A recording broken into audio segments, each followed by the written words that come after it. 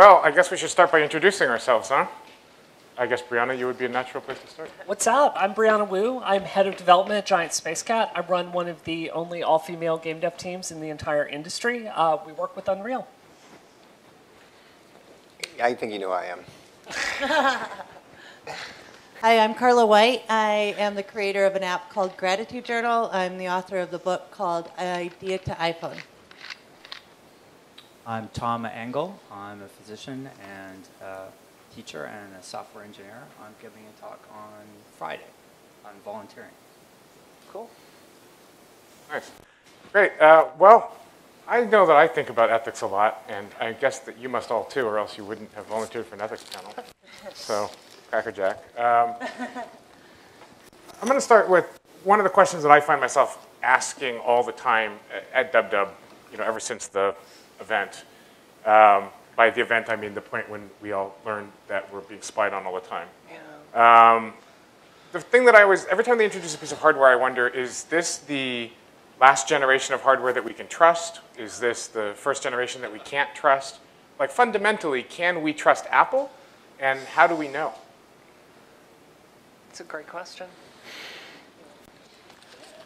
I think it's one of the most pressing questions we have in our whole society right now. I think we've really turned a corner where you can look at some of the things that Google's doing, and it's fantastic, all these things you can do with big data. And some of the ways we're learning to process this massive amount of information we have, it's really exciting. You can solve problems in the industry right now that you couldn't have solved 10, 15, you couldn't have ever solved them before.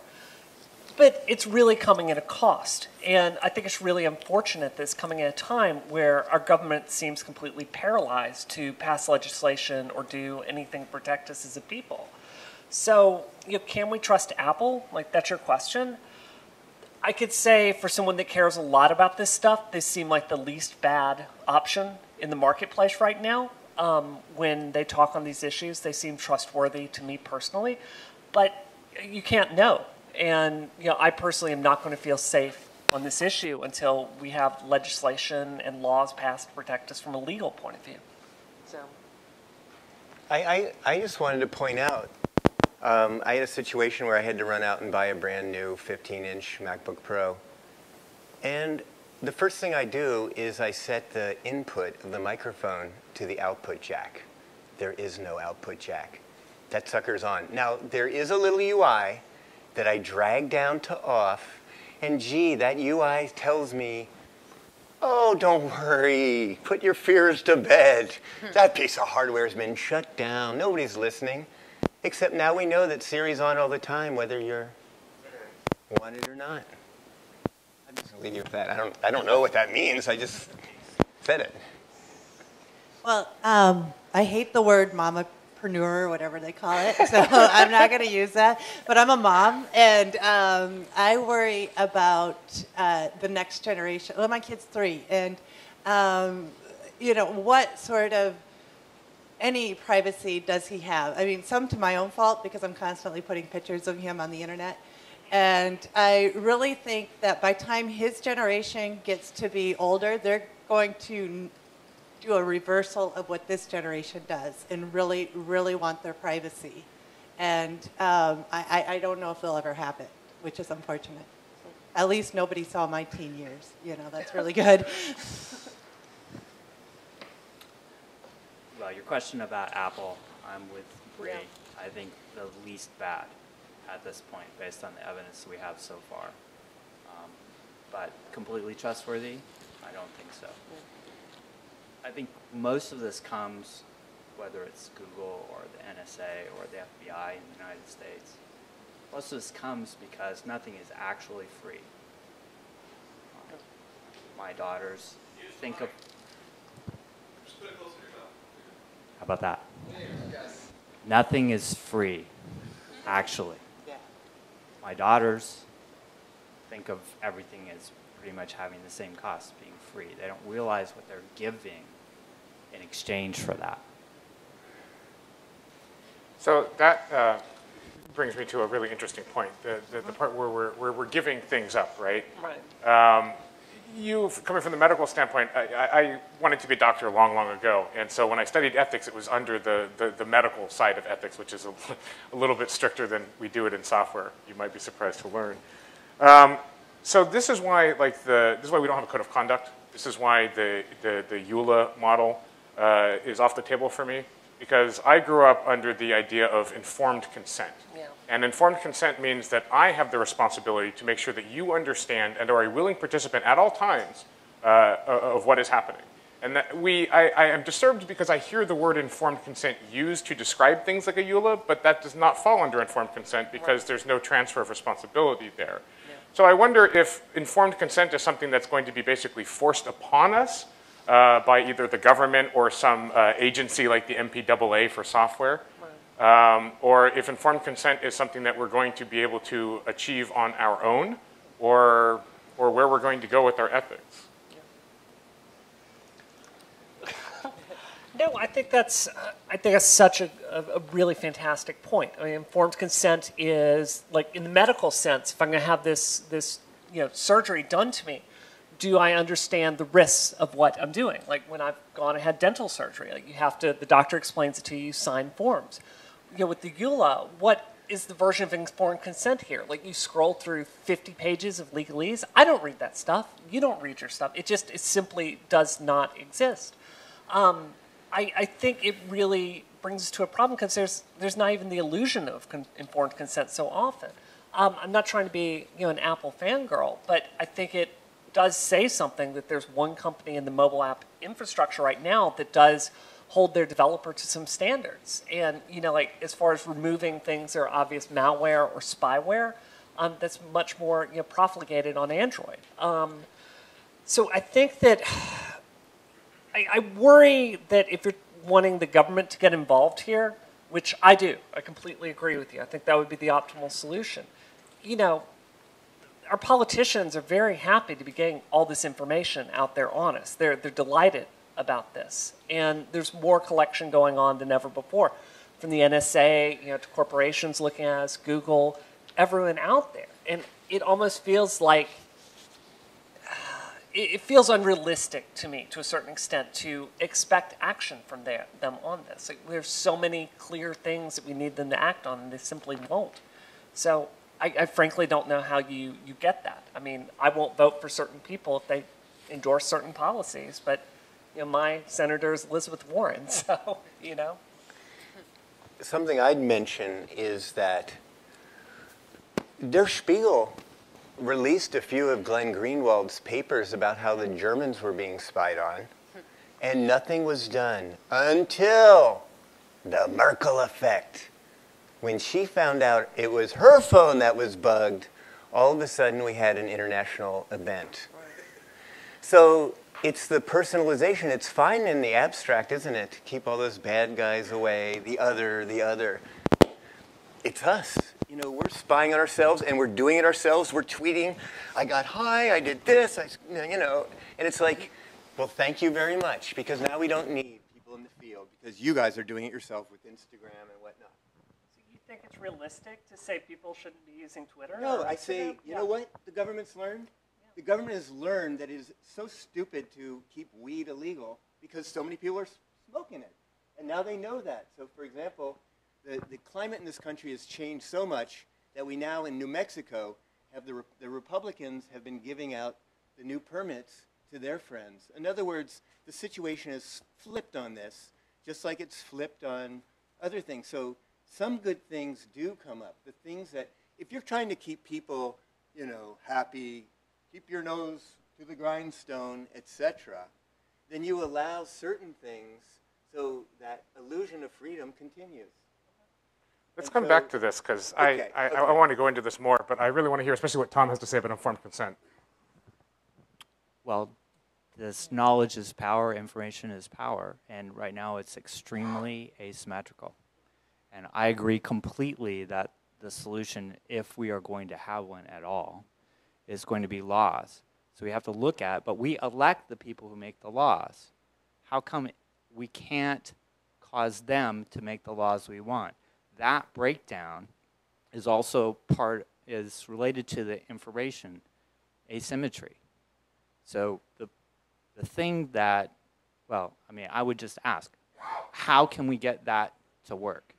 Right? In the past, it's been the press reporting, informing people. Almost everyone who knows about the spying doesn't want it, right? On them, at the very least, right? And all those people together should be able to elect people who will pass laws that protect us.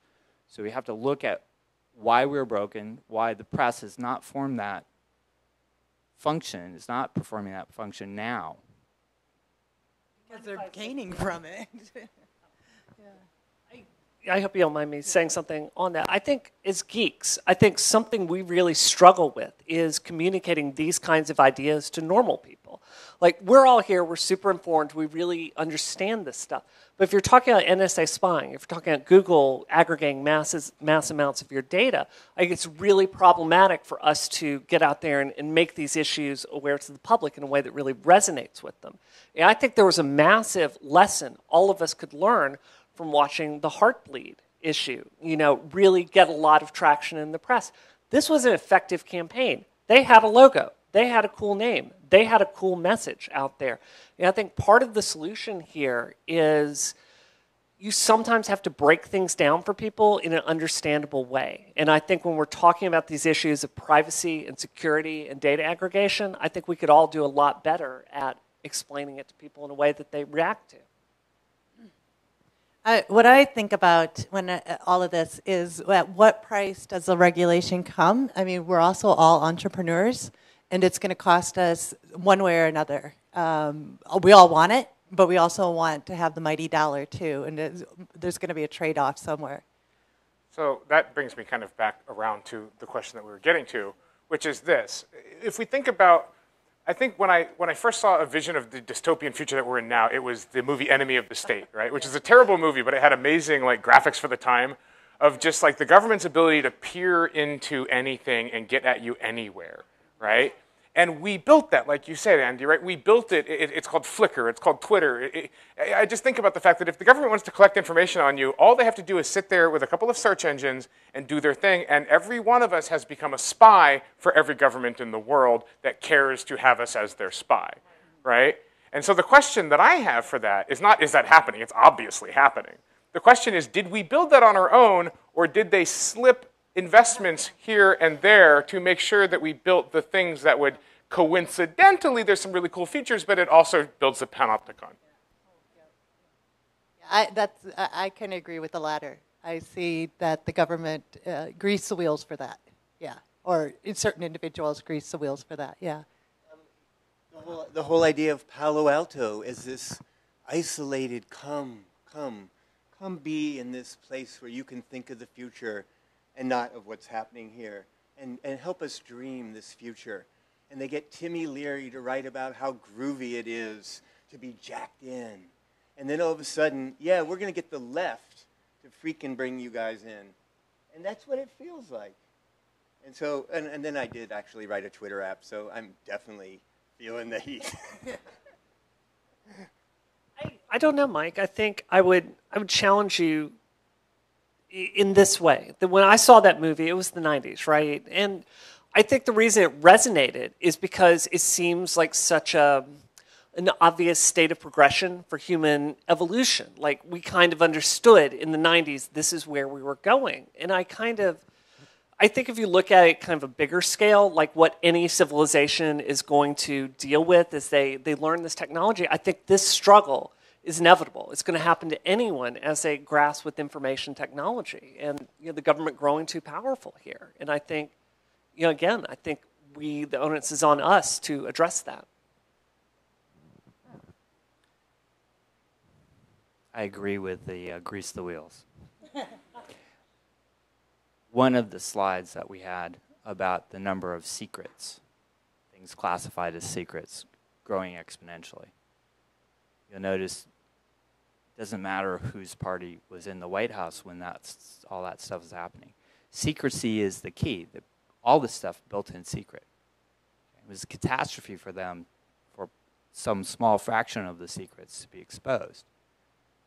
So Freedom of Information Act type legislation may be helpful here, right? But really, the secrecy, you know, the courts haven't protected us. Secret courts, secret interpretations, secret rulings, right? Where only one side is presented, basically.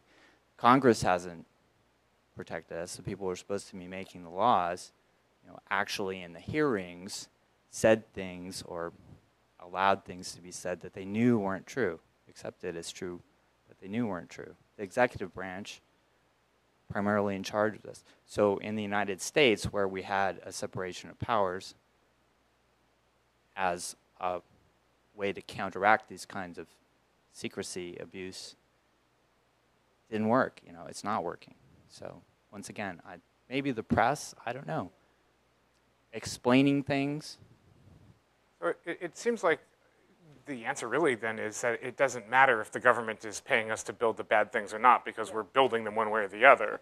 Therefore, it's up to us to resist when somebody says, wouldn't this be a good idea? Say, maybe I should be putting my nerd cells into fixing the election system, right? Like CGP Grey on YouTube, like half of his videos are about like, by the way, democracy has evolved over 238 years.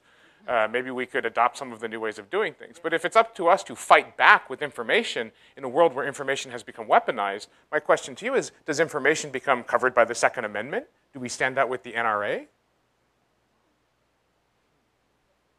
So your question is? Should we have the Right. equal access to Right. the weaponry of Right. information Right. that is guaranteed under the U.S. Constitution as the second goddamn amendment Right. that has been so utterly destroyed with the actual bullety parts? So, you know, I don't know what you guys have, like professionally, before I worked in development, actually my first job out of college was working for the Senate. And yeah, I don't want to tell you what political party I was working for, but you know, it was, and one of the things, like we all know the government isn't super responsive to what we believe. But I have to tell you, seeing this stuff up close, seeing how money really gets raised. And this was like in the early 2000s. This was in early 2000. I mean, it turned my stomach seeing the way that legislation really gets passed. Like with the lawyers of corporations literally coming into the office and giving it to you. It's stomach churning. So what I would say to you is like, I would say that it is foolish to not think that powerful institutions don't stay powerful if they're not really good at protecting themselves. And our government is a powerful institution. Its first mission is to protect itself.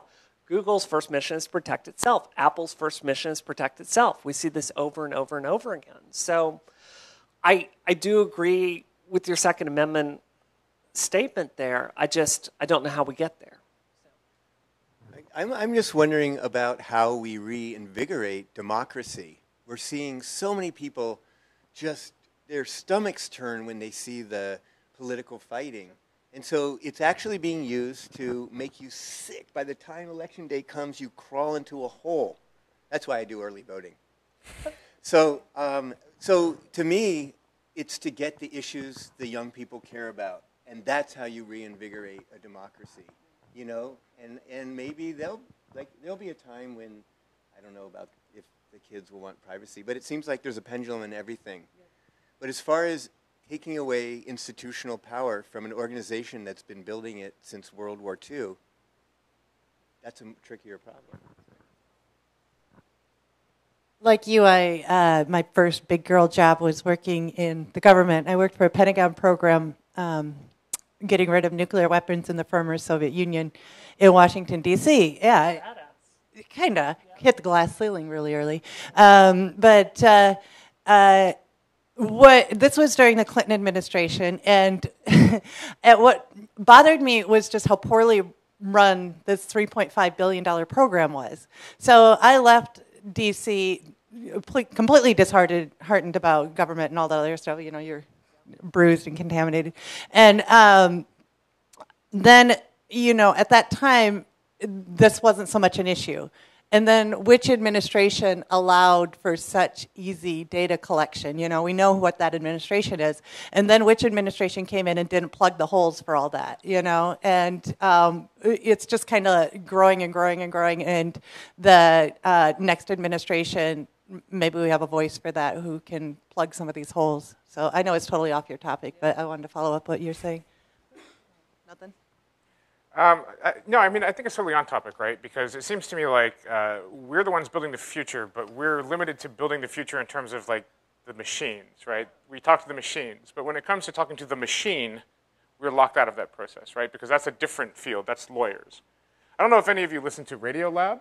Oh, yeah. They did a show recently about the authorization to use military force. I think that's where I heard this, where they were in where a bunch of drone guys and girls, I should say, equal opportunity murder.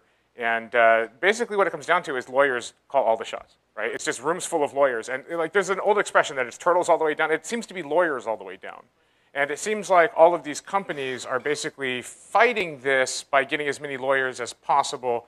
The patent war is a side effect of this. You know, Google outspending Apple, Amazon outspending Apple in Washington, and then getting them dragged in front of the Senate on all kinds of crap is a side effect of this.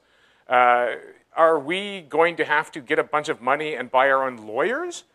Or are we going to be able to fight a legal system that is self-justifying and yet do so in a way that is nonviolent, that won't get us utterly annihilated for even saying the words? I don't know. I have to. This is a very jaded opinion here, but you know, after what I personally have seen, and this is just my opinion, I think the apathy you're talking about is part of what they deliberately create, and I think this. I don't know, Mike. I think it's so tempting to fall back to this second grade civics class thinking. Like, we vote for the people and they do what we want. And you know, the truth is, what was this, the big campaign finance thing that just broke the floodgates? McCutcheon. Yeah.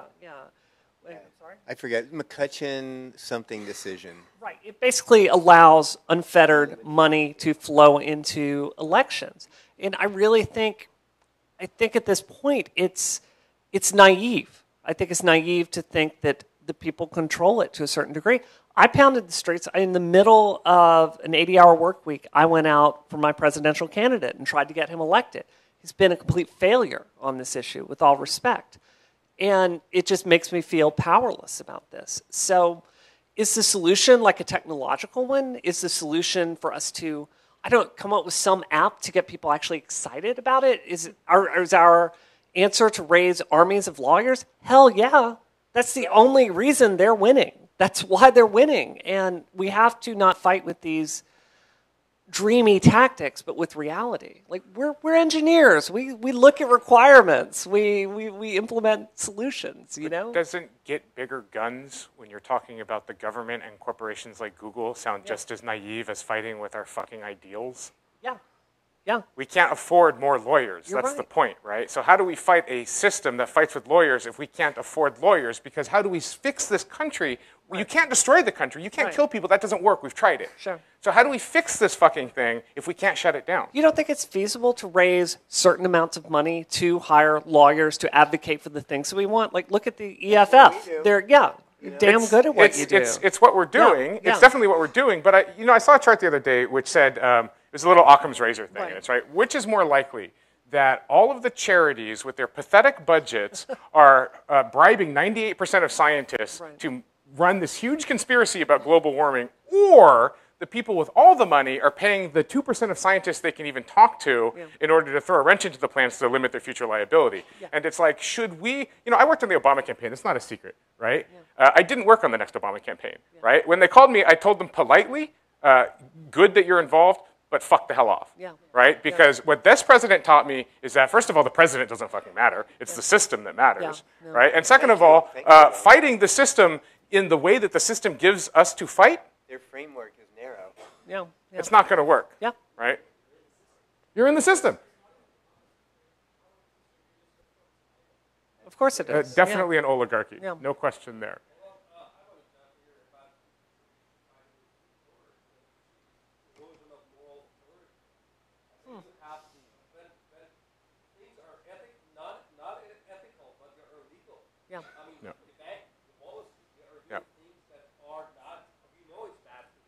Sure. One-dimensional machine. Yeah. Well, things from functional perspective, from legal perspective are sound. No one can argue with it. But from Yeah. It hits the nail on the head. Yeah. Yeah. That's very well said. Yeah. People realize that we should get into a different exchange model. Unless we get into that model, we are stuck. So,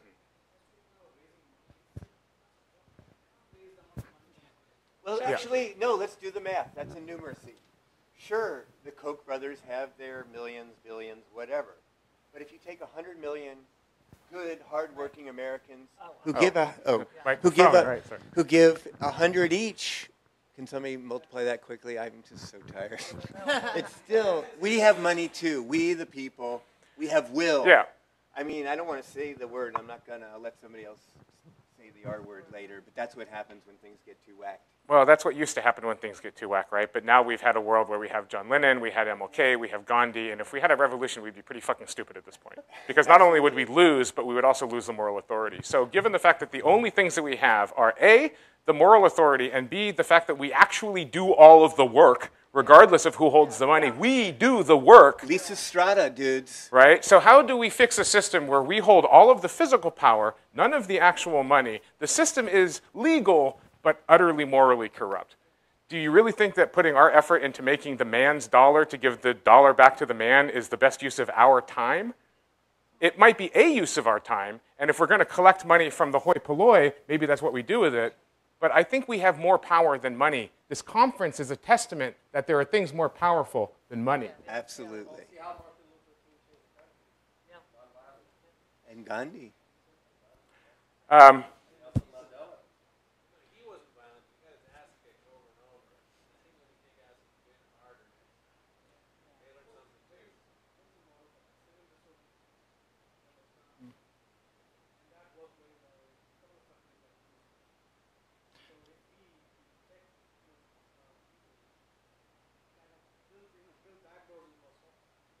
I have a strategy, the one they used in ancient Greece, Lisa Strata's strategy. You know? No? So the women hold out until the jobs gets done.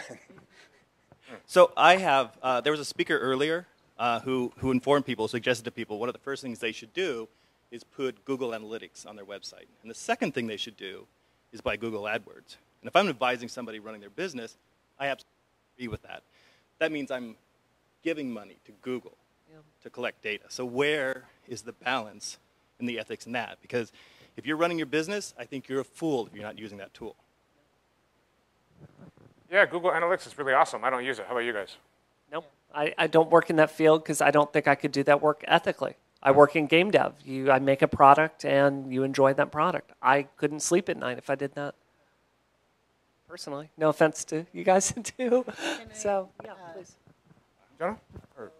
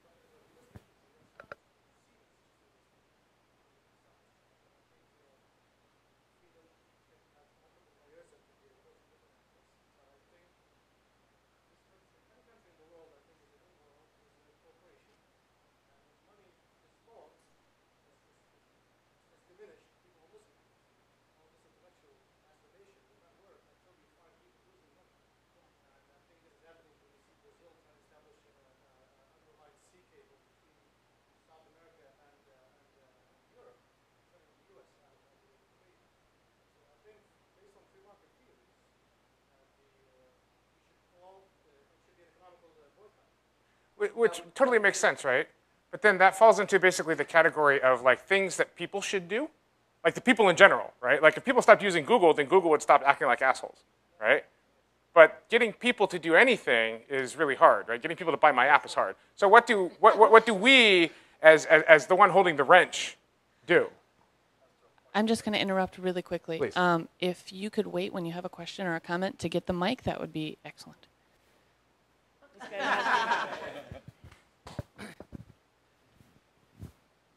I was listening to all this, and we as a group are concerned citizens, right? You know, so we care about this, but I feel maybe I feel wrongly, but I feel like a vast majority of our society is becoming more and more apathetic to this.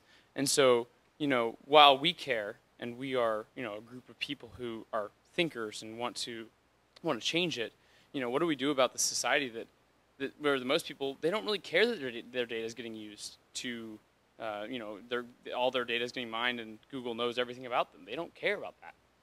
You know, what do we do to change that?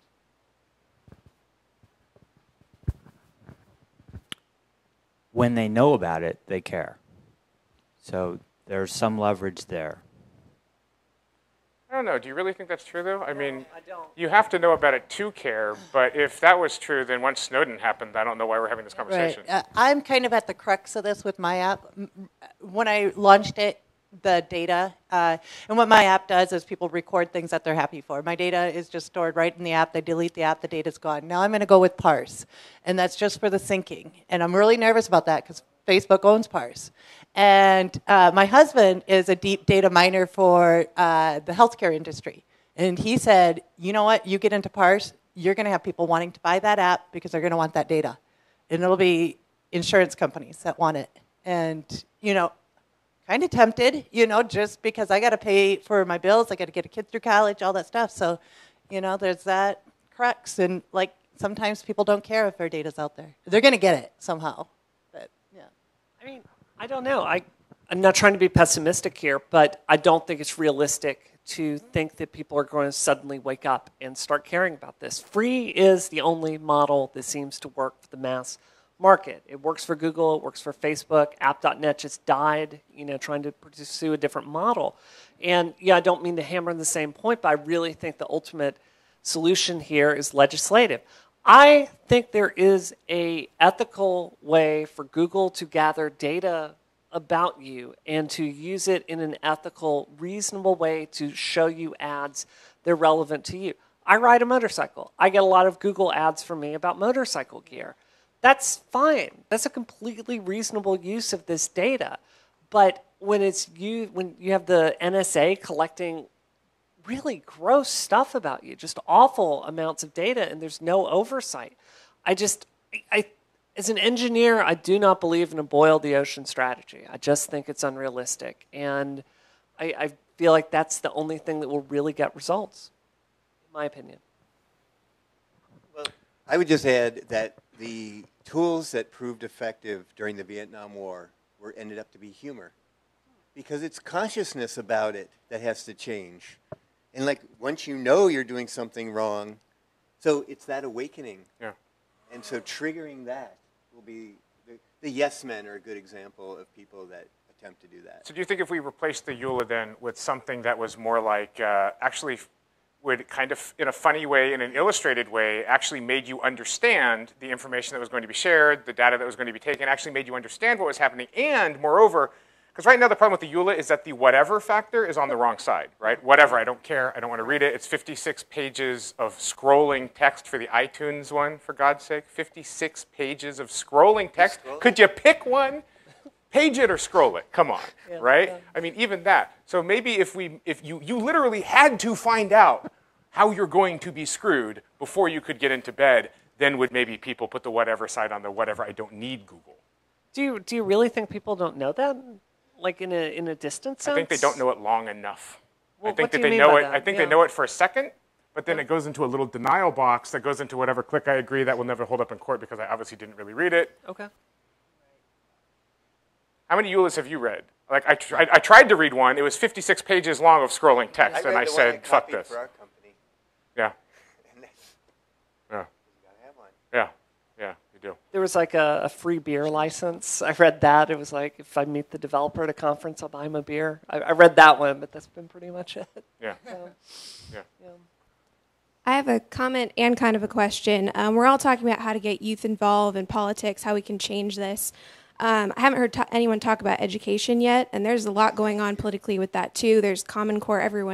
Not everyone, but a lot of people are up in arms about Common Core and just the mass problems with elementary education, university education, debt, money. I mean, all of this comes into play, and that's your youth. That's the people that aren't voting, that you know apparently don't care or whatever about this. They aren't reading these agreements. They have no idea how much information the government, Google, all have on them. And I think that's one way that we as developers, designers, and creatives, have a way that we could offer alternatives to education or augmented ways to learn. I have learned a lot that honestly, I didn't learn that much in college. I learned by self-teaching, by finding the information that I wanted to learn and learning it. And I think we can make that easier and we can make that more public and we can make younger people more aware of that. And I'm just wondering, what are your guys' thoughts as our role in the future of bringing possibly a better education, I guess is what I'm saying, to the masses and to young people? I think education is fundamentally broken. I think you have colleges have become for-profit institutions in my lifetime, like since I went to college in the late 90s, and it is so much worse now than it was then. And it's so funny that you have it swing the other way around. Like we had, the guild system several hundred years ago. But I think like if you want to be a developer, I can see the value of a CS degree, but I also think that like getting out there and doing it is the only way to really make it happen. And like there was a 17-year-old girl at my company. We just brought her in for an internship. We taught her a professional Unreal pipeline. Sit down, make the animations, here's the programs, here's how you use it. And I think like in education, I do think there are alternatives there. You seem like you have a lot to say on this. No, I don't. Just about the education, that's it. That's the critical thing. In New Mexico, that core curriculum thing has caused almost half the teachers in the state to quit. And their testimony before the legislature was heart-rendering. And the ones that taught the special ed kids are being, they're being graded on the scores that these kids obviously can't take that test. So that's so broken and wrong, but what happens is you break it bad enough and people will fix it. And I just don't want to see it get broken that bad. I want to start the repair job now. I think they're very happy with it broken. It does. I think it is happening with the repair job. Montessori's and other alternative schoolings, hack schools. They're few and far between, but where there's a opportunity, there's. So I almost feel like doing a survey. How many people here are from outside the U.S.? Where this, not really. No wonder they're here at this. They understand. Well, I mean, for one thing, the educational. So when you said you're like education is fucked, and we're all like totally, but it's mostly just fucked in this country, right? In most countries, education might not be super awesome, but at least it's a tool of equality and not a tool of inequality, which is why I worry about things like I went to Montessori for like 6 months and learned more than I did in 12 years of school, right? But then I couldn't afford it anymore, right? And so when we have solutions that you have to pay for, and we're just dividing people, then education becomes not something of equality, something of inequality, and it just makes the system more broken. It's like cutting down all the trees and burning all the carbon at the same time. Who would do that, right? So I had a question slightly about, you're asking about weaponizing, how to fix this. So the way I see, I'm sure this is quite a common opinion, that the internet's sort of part of our evolution is. I see myself as part of a global connection. I mean, in the sense of how evolution may occur is a connected series of minds. That's how we solve many of our problems around persistence and limited lifetime. So the way I see the internet is our ability to become more than we are. And the information that we share and we choose to share is one part of it, and it is being weaponized. But like any great powerful thing comes great responsibility with it. So the solution I see to this problem is to overshare. It is to become and to accept this is part of our evolution. It is our fate. People are evil. They will choose to use this incorrectly, but there can also be great good from it. So if we choose to share all of the information that we have, we put it on, we become a group, a connected world, and we enforce that with the solutions that we build. Things like HealthKit provide this set of information, this fantastic, powerful bit of information that can be used for evil, cannot. But we weaponize it by producing these solutions that share, and we push this data, and we share freely in our own community. And then we have the power because we own all of this information. Yeah. And then only then, through that education, do we reset. It will either go and explode and it'll collapse, but it is that point. We are at the point of no return, and to fight it is to suffer. So let me say something to you that is more of an ethical exercise than a criticism of what you said per se. What if the internet is the ring of Sauron? First of all, question for the panel, where's Mordor and how do we get there? And I mean, because here's the thing, right? When you realize that, oh wait, the internet is the Ring of Sauron, throwing it into the fires of Mount Doom seems like a really simplistic response, right? So, fiction versus the real world. But here's another way of looking at it ethically, right? What if the problem is not that our, blah, blah, limited lifetimes? Because we don't have a limited lifetime, right? The Earth will just keep going for as long as it goes, and you die, but somebody else is born. We all replace each other. There's only so many versions of us that come along, way fewer than 7 billion. We're all pretty redundant, right? So you trying to extend your personal life at the expense of the overall system and its constant circulations and workings, I would argue is fundamentally where evil comes from. I say it's more of the sharing of information and persisting as a human race. The only way that we can continue to evolve is to dump all our information into one point. No one person can contain the entire information. Totally true. Totally true. For me, where your idea breaks down, like you're kind of talking about this society where we just share and know everything about each other openly. It's a great idea, except you have governments that can look at what you're doing and decide they don't like it and throw you in jail. Among the other careers I've had, I've also worked as a reporter, being a crime reporter. I've seen DAs not like people and go and say, this is someone who we need to do something about, and investigate them until they find something to catch them on. I think that's where your paradigm breaks down. Yeah, plus it's not the sharing per se, right? Because here's the problem with the panopticon. We've built these labels, right? So for example, pervert, that's a good one. They like to use that one against us, right? And so for example, Jacob Applebaum, for example, right? They have him labeled as a pervert. The Australian guy with the no color in his hair, he's labeled as a pervert. It's really nice on this network, really easy to just, to label you as a pervert, right? And so how is sharing, what kind of porn you like going to help it when the real problem is that as soon as you do, everyone in here is going to judge you as a pervert, even if I like the same porn. The tools we build should allow me to see what you see. Yeah, Mike. So I'm visiting from Australia, and a lot of it's been interesting to see the debate in the US around the Snowden revelations and what we're doing and the sorts of data that we're producing and how it's being sort of sucked up by all these agencies. And from afar, I think some of the issues that you guys are grappling with, we are also grappling with, and we have a different society, but one that is also sliding towards where you guys are at, I think, as well. And it's really interesting. We live in a time right now in my country where we are sort of rolling back a lot of great reforms when it comes to the environment, when it comes to research, when it comes to equitable access to education.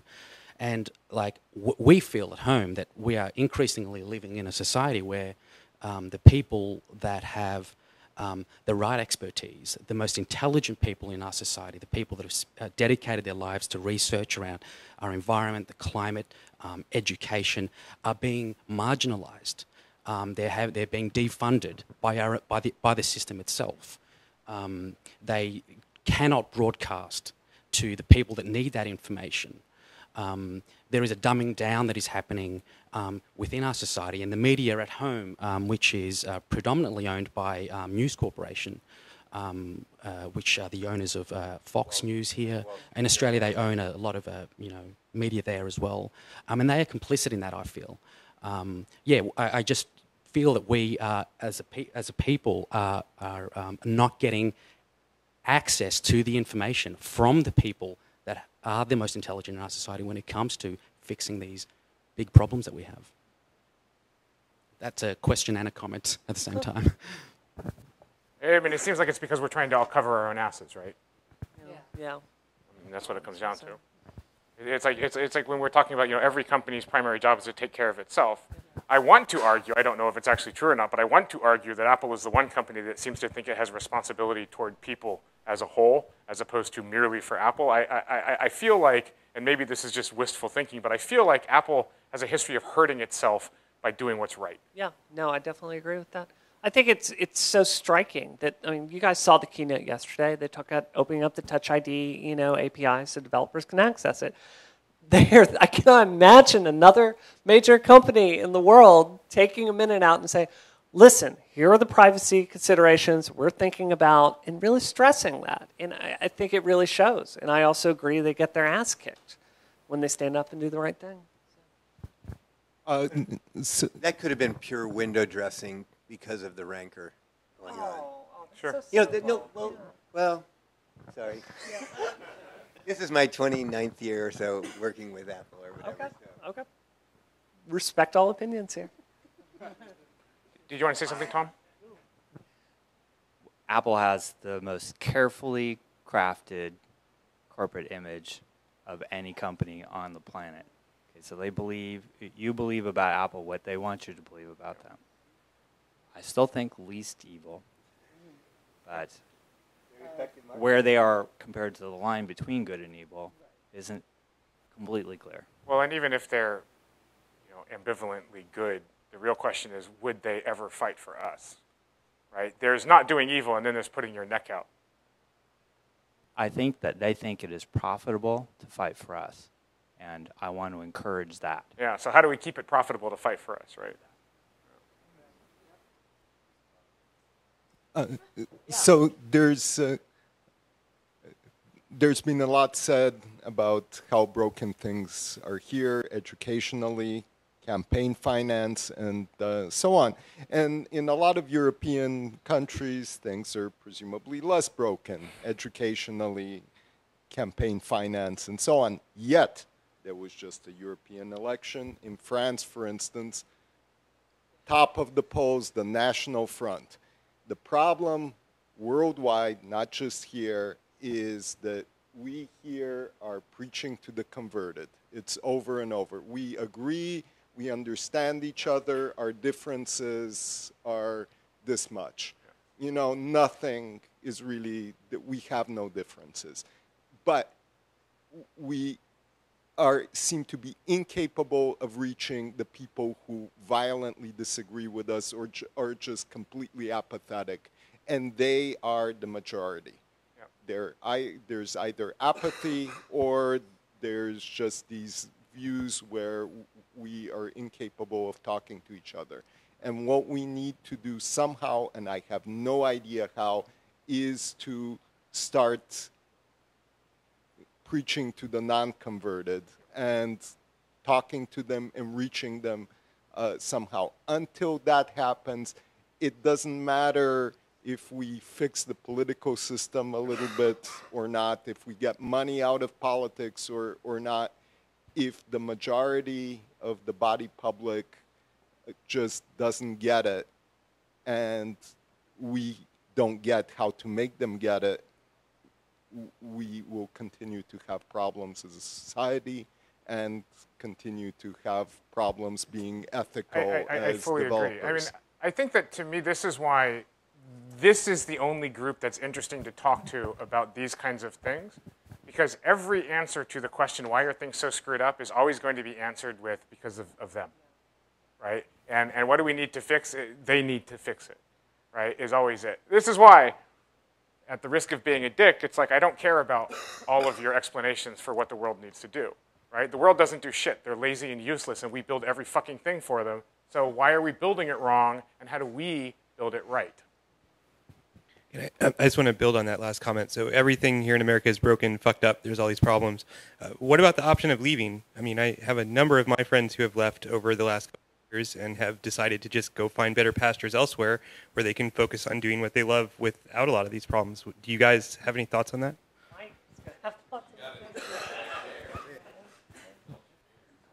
Well, I lived in Europe for a good chunk of my life, most of it, and I would love to live there again, actually, because of certain issues just like this. Families in the United States, I wish they weren't. There are some other ties to, rather than just, I don't like how things are run. But I don't think abandoning ship is the answer either. It's not necessarily abandoning ship, though, right? Because, and this is something that I, as an expat, have to face, right? Because to the United States, I'm a traitor, right? There's no such thing as an expat American, right? When I tell them that I don't live in the United States, they flag my passport because that doesn't make sense. You have an American passport. And then they tell me that I have to lie and say that I'm a resident even though I don't live here, which puts me in the position of knowingly lying to the government, which is something that they can bust me for, right? Which is kind of shitty. So I don't even know where I was going with that. It's just one of those things. It's just one of those What things. have you, I mean, I've talked to you a bit about why you chose to, you know, leave. I mean, is it better? The thing is, I never Yeah. chose to leave, right? Yeah. That's the important thing. I never chose to leave. When I left Apple, I said, it's a great big world out there, and I realized that we all have our living place decided for us by our boss or by our parents. And I said, I'm just going to see the world, and I'm going to see what the different systems are, and which one seems like it provides the best product for the lowest price. Yeah. Right? So I didn't, it wasn't a question of, you know, fuck the US, I'm going to Amsterdam. Because first of all, one thing living abroad has taught me, you will never escape the empire. Yeah. Anything in this world that you are comfortable being a part of, you will not escape the empire. If they want to get to you, they will get to you, and you might make it a little bit harder for the local dicks in the local PD to get to you, but as far as like the three-letter guys, those guys get to you anywhere, right? And the Netherlands, oh, believe me, they're no better than anyone, right, when it comes to doing what's convenient and profitable for them, right? The only difference is that they're a bunch of nerds, and they actually say the words, that doesn't make any sense, why would we do that? And that seems to work out pretty well. And as far as the thing about, like, the biggest thing that prevents people from leaving here or anywhere is that their families are here. And for all of my friends except for like one, I would point out that that wasn't always true. Somebody had to say, fuck this, there might be something better out there. And it's not abandoning, now I remember where I was going with this, because I'm probably not going to live there forever. Because I'm going to go where I'm needed, right, where the work is, right? Maybe one day Apple calls me and says, oh shit, we have something that we need you to do. If Apple says, not that we'd like you, but that we need you, what are you going to say? Oh, I'll be right there, right? You tell me about it when I get there. Don't worry about it. Like, not that they're going to tell you, right? But what I'm learning is I'm learning about other ways that the world can work. Things like representative democracy, right? Things like a parliament. If you had said to me 4 years ago, what about getting rid of Congress and replacing it with a parliament? I would have said, like, parliament? The fuck is that? What is this, Europe? But now I understand why we invented Parliament, right? To fix the kind of problems that we have here. Oh, they do have their own problems, right? But I didn't give the talk that I wanted to give. It was too heavy. I gave the light talk. Yeah, no, there are flaws in the electoral system here that are just the worst. Yeah, like, I say the worst thing a lot of times, but like actually the worst thing. I always say there's no evil in the world, but now I know that there's evil. And the evil relates to the way that we do districting in this country. If it wasn't for the federal government having a gun to everyone's head, this place would be in turmoil.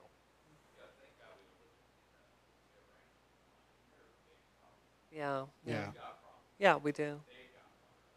I agree with you. I was going to give a counterbalance, Mike. Like, I do have to say, like, there are positive aspects of being There are an positive American. aspects about it. Like, there totally are, right? I still have an American passport. I'm still Right. speaking English, right? Yeah.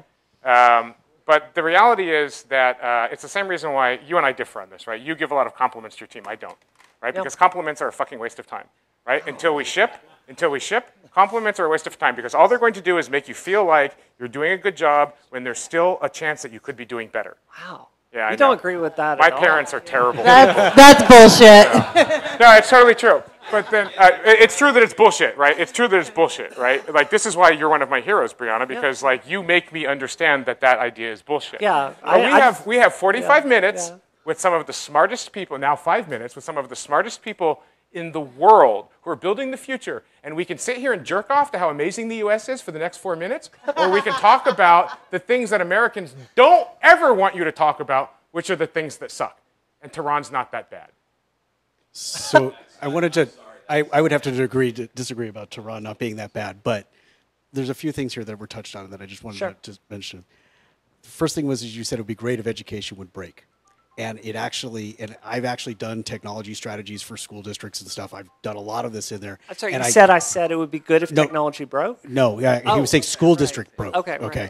And it would be. The problem is that they're actually by law not allowed to. So when they start to actually really fail, somebody kicks in to take it over on it. So that unless we change those laws, that's not going to happen. So we have to go at it in a different way.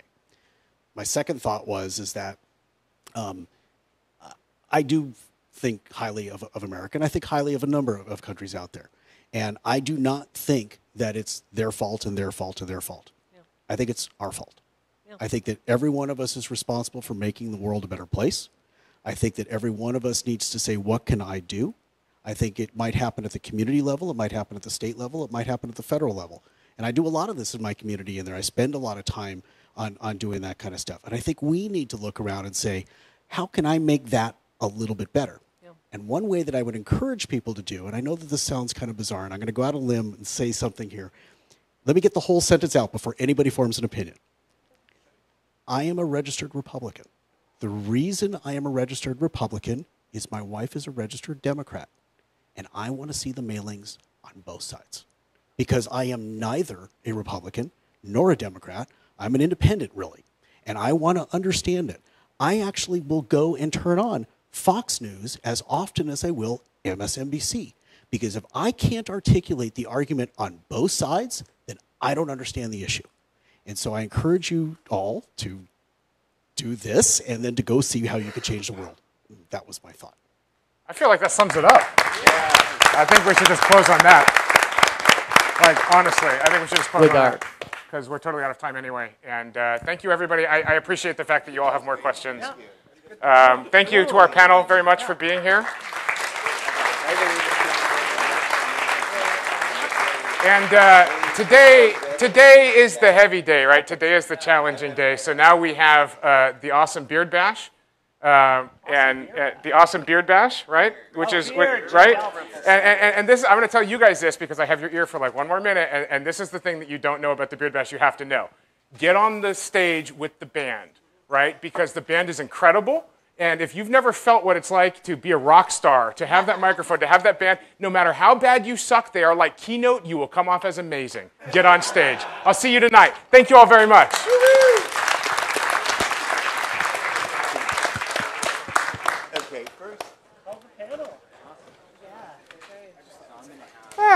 Yeah, that was awesome. Thank you. Good to see you. You as well.